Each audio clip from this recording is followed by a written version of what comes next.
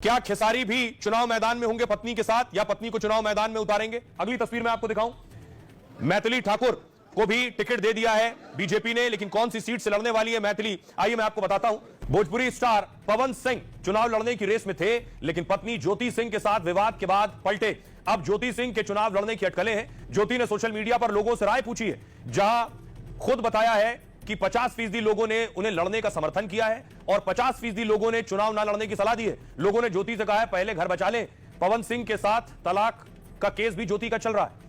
एक और भोजपुरी स्टार खेसारी लाल यादव को लेकर भी अटकलें हैं। पहले खेसारी के मैदान में उतरने का दावा था, खेसारी ने खुद कहा पत्नी को चुनाव लड़ने के लिए तैयार कर रहे हैं। ऐसी स्थिति में चंदा यादव आरजेडी टिकट पर चुनाव लड़ेंगी। खेसारी लाल तेजस्वी के लिए चुनाव प्रचार कर सकते हैं।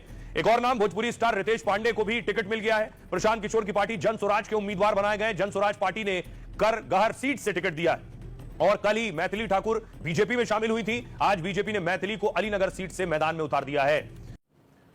और बिहार में एक सबसे बड़ा नाम स्टार्स की बात हो रही है, तो तेजस्वी यादव ने आज नामांकन दाखिल किया है। वो तस्वीर आप देख रहे हैं, तेजस्वी के साथ लालू प्रसाद यादव भी व्हील चेयर पर आप देख रहे हैं। तेजस्वी ने राघोपुर से नामांकन दाखिल किया है। अगली तस्वीर में आपको दिखाऊं, जब नॉमिनेशन सेंटर में पहुंचे तो राबड़ी देवी और लालू यादव बैठे थे, मीसा भारती को भी आप देख रहे हैं। लेकिन तेजस्वी के खिलाफ राघोपुर से अब तक दावा कर रहे थे, अटकलें थी कि प्रशांत किशोर चुनाव लड़ेंगे, लेकिन प्रशांत किशोर ने आज हथियार डाल दिए।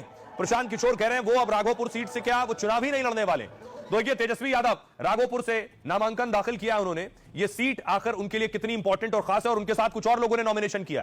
तेजस्वी ने राघोपुर सीट से पर्चा भर दिया है। तेजस्वी ने पर्चा भरा, लालू राबड़ी की मौजूदगी में नामांकन किया है। तेजस्वी राघोपुर सीट से 2 बार जीत चुके हैं। 2020 में 38,000 से ज्यादा वोटों से जीते थे। लालू राबड़ी भी इस सीट से चुनाव जीत चुकी हैं।